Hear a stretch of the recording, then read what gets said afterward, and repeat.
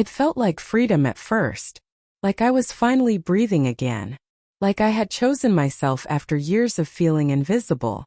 What I didn't understand was that freedom can be the most dangerous lie you tell yourself. Because while I thought I was escaping something broken, I was quietly destroying everything that mattered. And by the time I realized it, there was no way back. Hi, my name is Ariane. For 16 years, I was married to a good man. Not perfect, no one is, but steady, loyal, present. We built a life brick by brick. 2 kids, a home full of noise and routines, birthdays that blurred into holidays, arguments that ended in silence and eventually in forgiveness. Somewhere along the way, I stopped seeing the weight of what we had built and started focusing on what felt missing. The truth is, our marriage didn't collapse overnight. It eroded slowly, quietly, the way cliffs do when no one is watching. We stopped talking deeply. We talked logistics: who's driving, who's paying, who's late. I told myself this was normal, that long marriages just settle. I felt unseen, but I didn't say it out loud. He was tired. I was tired. We chose comfort over connection and called it maturity. At work, I felt something I hadn't felt in years. Noticed. He listened when I spoke. He laughed at my jokes. He remembered small details. At first it felt harmless. We were just coworkers. Then just coworkers turned into long lunches. Then inside jokes. Then texts that I deleted before I got home. I became an expert at excuses. Late meetings. Extra projects. Helping a colleague through a rough time.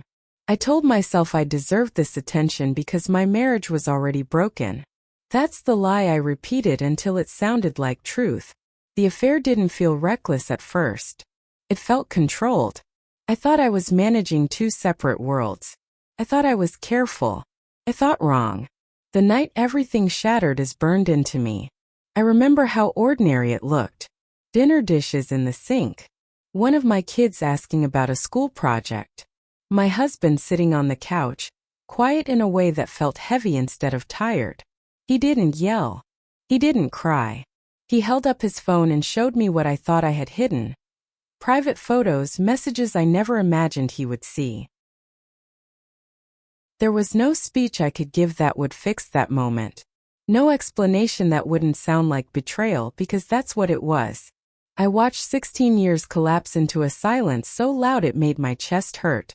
That night, instead of staying and facing the wreckage I caused, I made the worst decision of my life. I triggered the separation myself. I packed a bag. I told myself space would help. That clarity would come. The truth is, I was running toward the one place where I didn't have to face the eyes of my children or the devastation on my husband's face. I moved in with my lover within days. I told myself it was love, that it had been meant to be. I needed that story to survive what I'd done. Then reality arrived. I found out by accident that he was married. Not separated. Not in the past. Married. His wife lived in another state. 2 years of lies collapsed in a single conversation. I remember sitting on the edge of the bed, feeling sick, realizing I had destroyed my family for someone who had been lying to me from the beginning. That was the moment the fantasy died. I went back to my husband, humbled, desperate, honest in a way I hadn't been before. I told him everything. I begged for counseling. I begged for time. But I was too late. He was already seeing someone else. He had already filed for divorce. He had already grieved the marriage while I was busy betraying it. You don't get to choose when someone stops loving you after you break them. As if that weren't enough, the fallout kept coming. The affair became known at work. We were both fired. The same job that had been the backdrop to my escape became another thing I lost because of my choices. And then there were my children. Teenagers see more than we think. They saw the tension. They felt the shift. I watched their trust in me fracture in real time. The guilt of knowing I didn't just end a marriage, I destabilized their sense of safety, is something I will carry forever. Today I live with the consequences. A quieter house. Holidays split in half. A last name that feels heavier than it used to. A mirror that doesn't let me look away from who I was when I chose desire over responsibility, validation over honesty, escape over repair. I'm not telling this story to shame myself publicly. I'm telling it because I know how easy it is to justify small betrayals when you're lonely. I know how seductive it feels to believe you're the exception, that your situation is different, that no one will really get hurt. They will. If you're a woman standing at the edge of a choice, telling yourself stories to make it easier, please hear me. Talk before you stray. Demand counseling before secrecy.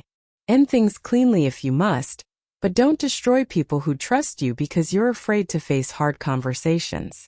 I lost a 16-year marriage. I jeopardized my children's stability. I burned my career. And the man I thought I was choosing turned out to be a lie. Some lessons cost everything. I'm living proof.